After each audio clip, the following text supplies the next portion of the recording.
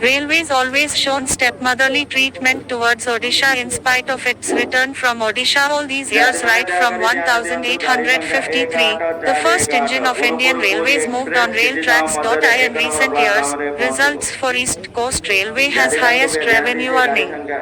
Search instead for East Coast Railways has highest revenue earnings. Right from its start, East Coast Railway remains India's most profitable railway zone with freight traffic crossing the 200 million ton mark for the second year in a row.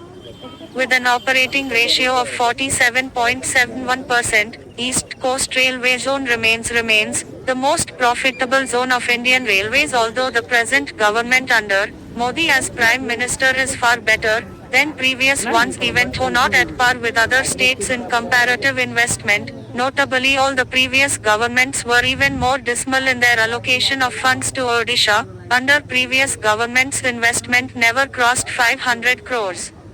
Right from the independence. Railway line density in Odisha is abysmally low. There is no significant changes in last 76 years. Odisha, though Indian Railways earns maximum revenue, having the lion's share of India's iron, bauxite, chromite, nickel and coal etc., but railway infrastructure is very low. Infrastructure of Odisha is far below the national average in terms of railway line, enabling railways to earn 20,000 crores of revenue annually, which is highest in India compared to any state. It's high time that the center change its conditionalities of infrastructure development in Odisha to undo its injustices with respect to Odisha all these years. Yes, or maybe for last 76 years. The center's neglect of Odisha in although much more in first 70 years, and less in last 6 years, the indifference towards Odisha, which still have to manage with older versions of communication, so the railway tracks is cause of accidents, that occurred in Baleshwar last evening. The discrepancies in train services and railway infrastructure of Odisha has been raised in several times. According to sources, despite being a major revenue generator for the Indian Railway, surprisingly, all the revenue earning areas of Odisha are maliciously kept under Southeastern Railway, keeping Odisha deprived of several key projects. The railways has been moving ahead with selective projects ignoring key railway development proposals promising economic growth of Odisha. Sundargarh, Kianjar and Jharsuguda districts contribute nearly 70% of revenue earned from Chakradharpur division, and about 40% of Southeastern Railway.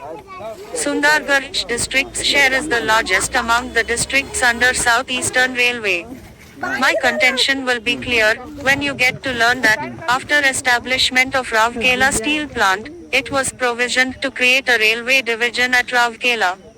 In 1962, the then Chief Minister Biju Patnaik proposed to set up a wagon factory, where steel sheets and plates of RSP would be used.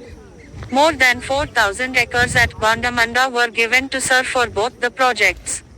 But nothing resulted. Creation of a railway division at Rourkela and setting up the wagon factory still remains an illusion.